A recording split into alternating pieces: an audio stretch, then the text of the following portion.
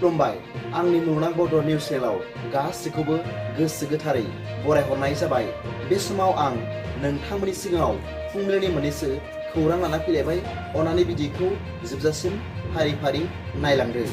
गिबि रादाबाव दं मैया पर्बतजरानि मोनसे बिपिएफनि जुथुमायाव बाहागो लानानै बिपिएफ हानजानि क'क्राझार लकसभानि बिजाथि हाम्फा बरगयारी बिथाङा खौरांगिरिफोरनि सिगाङाव फोरमायदों दि एबारनि लकसभा बिसायख'थियाव बिपिएफ हानजायानो देरहाखागोन मानोना गासिबो हारिफोर मुस्लिम बर' राभा आदिबासि नेपालि बिथांमोनहा बिपिएफनो 80% भट होगोन होनना फोरमायदों। बिथाङा फोरमायबावदों दि थांनाय बिसायख'थियाव गाव ओरैनो जेनाखै मानोना माखासे दुथां बेरेखा हानजाफ्रा भट सेन्टाराव दावराव दावसि खालामनाय होसोद्ला होसोद्लि खालामनायनि थाखायसो जेनदों होनना फोरमायदों। नैथि रादाबाव दं बिजेपि दोलोआव 130 बिपिएफनि सोद्रोमाफोरा जयेन जादों। खौरां मोननाय जादों दि मैया उदालगुरियाव बिपिएफनि सा 130 सोद्रोमाफोरा बिजेपिआव जयेन जादों।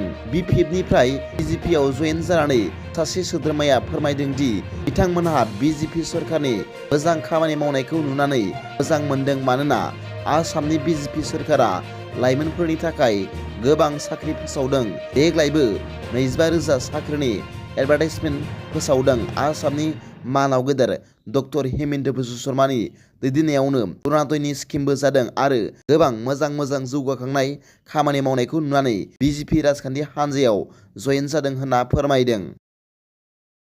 थामथि रादाबाव दं बर'नि माहारियारि फरायसा आफाद एबा बनसुआ मैया चिरां जिल्लानि काजलगाव सदर थावनियाव गावसोरनि मावसुमाफोरखौ लानानै मोनसे सावरायमेल खुंदों। बे जथुम्मायाव बाहागो लानानै बनसुनि मिरु आफादगिरि मानगोनां बनजित मन्जिल बसुमतारी बिथाङा खौरांगिरिफोरनि सिगाङाव फोरमायनानै बुंदों दि बर'नि माहारियारि आफाद एबा बनसुआ आलादा बड'लेण्ड रायजो सोरजिनो थाखायनो जोनोम मोनदों आरो अरायबो बर'नि आलादा रायजो बड'लेण्डखौ मोनागौमानि सोमावसारलांबाय थागोन आरो बिटिसिखौ लाबोफिननो नाजागोन। बिथाङा खौरांगिरिफोरनि सिगाङाव फिन होनानै बुंदों दि जोंनि बनसुनि माखासे दैदेनगिरिफोरा UPPL हानजायाव जयेन जाहैदोंब्लाबो बनसुआव जेबो खहा जाया मानोना इयुन जेनेरेसना बर' हारिनि थाखाय खामानि मावनो थाखाय गोबां सेंग्रा सिख्ला सुबुंफोर फैगोन होनना फोरमायदों। ब्रैथि रादाबाव दं उदां बिजाथि जानानै गसंगोन फैगौ लकसभा बिसायख'थिनि थाखाय पृथ्वीराज नारायण देबमेशआ मैया बिथाङा खौरांगिरिफोरनि सिगाङाव फोरमायनानै बुंदों दि बिथाङा उदां बिजाथि हिसाबै DSP एबा अबर' राजखान्थि हानजानि जानानै बिसायख'थि गेलेनाय नङा मानोना आं बर' अबर'नि गेजेराव गोरोबलायैखौ लाबोनो सानाखै होनना फोरमायनायजों लोगोसे आगुनि बिटिसिनि चिफ हाग्रामा महिलारिखौ थांखिनानै बुंदों दि हाग्रामा महिलारिया एबसुआ जेब्ला बड'लेण्ड डिमान्डनि थाखाय सोमावसारदोंमोन बे समाव एबसुखौ सोंखारिनानै 100% बड'लेण्ड जाया होनना बुंदोंमोन होनना फोरमायदों। बाथि रादाबाव दं आसामनि स्पेशेल टास्क फर्सआ थांनाय रबिबाराव आसामनि कामरुप जिल्लायाव 10,000 याबा टेब्लेट जब्द खालामो आरो 3 दायनिगिरिफोरखौ खायो।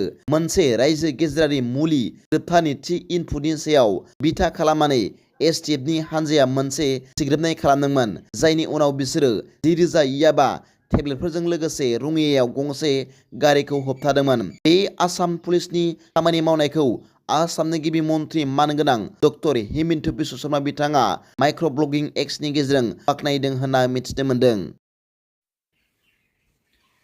दिनैनि फुंबिलिनि मोननैसो खौरांफोरा दा बेखिनिल'मोन। भिडिअखौ मोजां मोनदोंब्ला आंनि बे मुलुगनां बड' निउस चेनेलखौ अन्नानै साबस्क्राइब खालाम। जायफ्रा गोदानै नायदोंब्ला एसेनोसै गोजोन्थों।